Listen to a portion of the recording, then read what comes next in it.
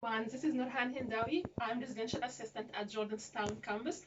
I'm doing here a PhD in engineering, faculty of engineering. But tonight I am Chef Nurhan presenting sweets, Egyptian sweets. This poster represents our heritage, but I would like to show you more about my history. Let's go and have a look. Let's start our journey through ancient history of Egypt. That's me here sitting here in front of you.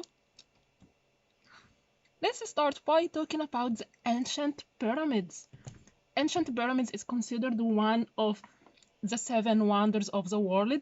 It's still a mystery of its massive stones and its engineering. It's a mystery of engineering, civil engineering. How did they build it and how did it stand for more over than 700 years? That's our Sphinx. It's composed of human head and lion body. It represents the Egyptian power and it was considered the guard of these temples. Here is Abu Simbel Temple. It's located in Aswan. It contains a lot of fancy monuments and it contains a lot of walls.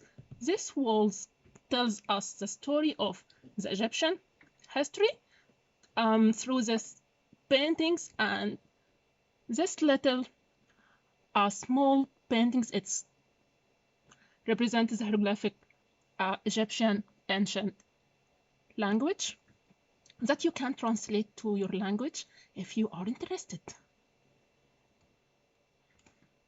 Let's move to the next photo. Oh, it's a quite scary photo, but this is for the Museum of Mummification. It shows the ancient Egyptian fantastic art of mummification that lasts for more than 6,000 years ago, and they still, until this moment, trying to do the same in every lab or in many labs in around the world.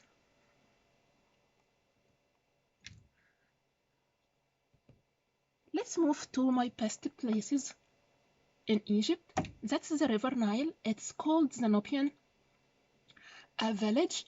It's located or it's overlooking the River Nile. And it contains a lot of fancy places to see and its houses, it looks very, very fancy. It has a lovely view. There are people really, really very nice and hostage. It's famous for camels that you can have a ride on and hang around watching the Nile River and see the fancy scenic views there. That's my best place ever. That is the Red Sea. You can visit Hurghada or Sharm el-Sheikh, where you can see the moral reefs, the colored fishes, enjoy diving, snorkeling. That's some kind of diving. It's some kind of you are visiting the paradise when you visit Sharm el-Sheikh or Hurghada. What do you think of Egypt at this moment? If you think you need more information, I would highly encourage you to visit Egypt to know more. Don't Google, just visit Egypt and you will know more information. Let's go forward to see what are we going to cook today for our sweets. Here I go with Chef Nurhan.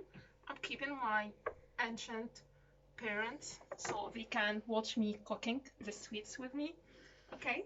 Um, the sweets we need just biscuits and milk. I would prefer whole milk, but I couldn't find in today day-to-day shop tonight. So it's better if it's whole milk.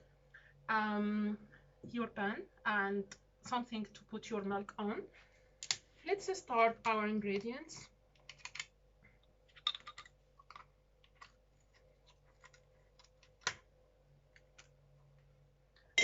I would say this mug would be enough for you and your flatmate, so it would be plenty for one person. You can duplicate the ingredients if you need to make for more people. Okay, so I would fill this, but I will duplicate the recipe. For what? Because I have new neighbors that I'm planning to invite, and Debbie, she's recording me now, and she need to test my sweets as well. So that's Yes, please. so don't make such amount, just one would be enough for you. If you need to make for you and your flatmates, so two would be good. Do you think I would continue the rest or not? I would say okay. Don't worry, we will manage to make it. I am making some dirties, but I will clean everything whenever I finish. Okay, so for each cup of this, we would put starch or corn flour. For each cup of this, we need to put 1 full spoon of starch. Okay, make sure that it's very, very full, something like this. Okay, 1, 2. So if you made 1 cup, just use 1 spoon. 1 full spoon. 3. Oh, apparently my starch is enough for my recipe today. 4. Not that much. Okay. The important point is that it needs to be cold. Don't warm this milk until you dissolve the starch. So we would keep stirring here before putting it on, and we would stir until we think or we sense that the starch or the corn flour get melt. Okay.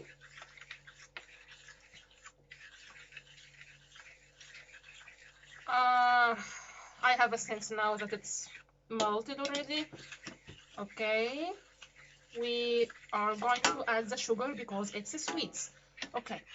For the amount of sugar, I would say that it depends on you whether you like sugary things or not, but you would have a chance to taste it before serving it. So I would add 1 big spoon for this mug. I think it would need more sugar if you like sugary things. Depends how many spoon of sugar you put in your tea.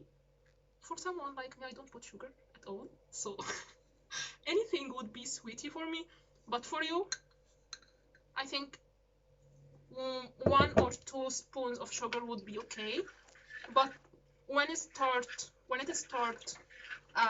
boiling, we can taste it to think how the sugar would be, if it's enough, or we can easily add more sugar. So I believe now all the ingredients are dissolved well. So I turn it on my stove, and we need to make it medium heat. The pan is very heavy. I can't carry heavy stuff. Okay. Oh, we forgot important thing, because this is semi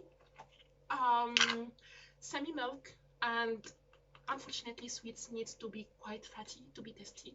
So we need to forget any dietary tonight and add a portion of butter to our recipe. If it's a whole milk, you can just add little butter, but it will be very tasty whenever you add some butter to this recipe. Then I would shift to our pan. It's a very important step here to keep stirring. Let's say every 2 minutes, keep stirring, because it's getting very easily stuck to the lower end of the pan. So you need to keep stirring for around 10 minutes. Whenever you think, so it's still milky, whenever you think that it started to be quite thick, so it's time. So we will keep stirring, and we will be back whenever it start be thick. See you later. Here we are back with our cream. See how it is thicker than the consistency of the milk. So I kept stirring for a long time because it's big amount. But if you did only 1 cup of milk, it will not take long time to stir. So that's our cream. It's ready now. Here I smashed some biscuits, any type of biscuits, as long as it's not salty. This brand is Tesco brand, which that was available in my flat. Okay, so I would start putting 1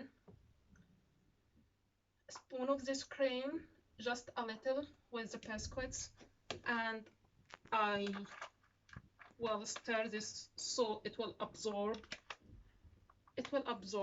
the cream. It's very warm, the cream is very warm right now, so it will take some time just to cool down. Okay, we'll do the same for this. If you don't like biscuits, it's okay.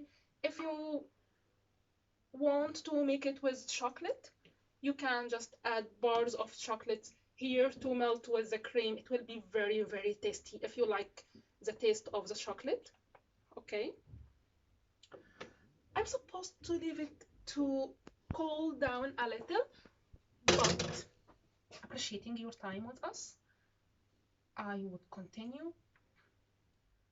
Fill this. Okay,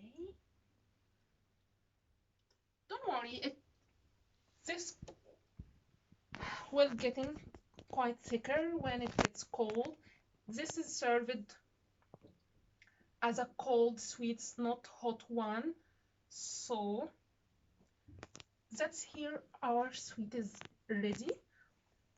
I'm supposed to leave it until it cool down in the fridge for around 1 hour and then start decorating it. But I like to decorate it here in front of you, so if it sinks down, it will not do the same if we left it to cool down in the fridge. Hopefully it will not melt with this hot cream, but I like decorating things, so let's get it very fancy. That is the mouth here. So you can decorate it with M&M or with nuts, with chocolate, whatever the best flavor you like. Okay, that's our sweets here ready, and you need just to keep it 1 hour in the fridge. Okay, and I think my grandparents enjoyed the cooking as well with us, so just remember, whenever you do the sweets, and if you are excited about what we said about Egypt, for more information, just visit Egypt. Nice to talk to you, all of you. Bye.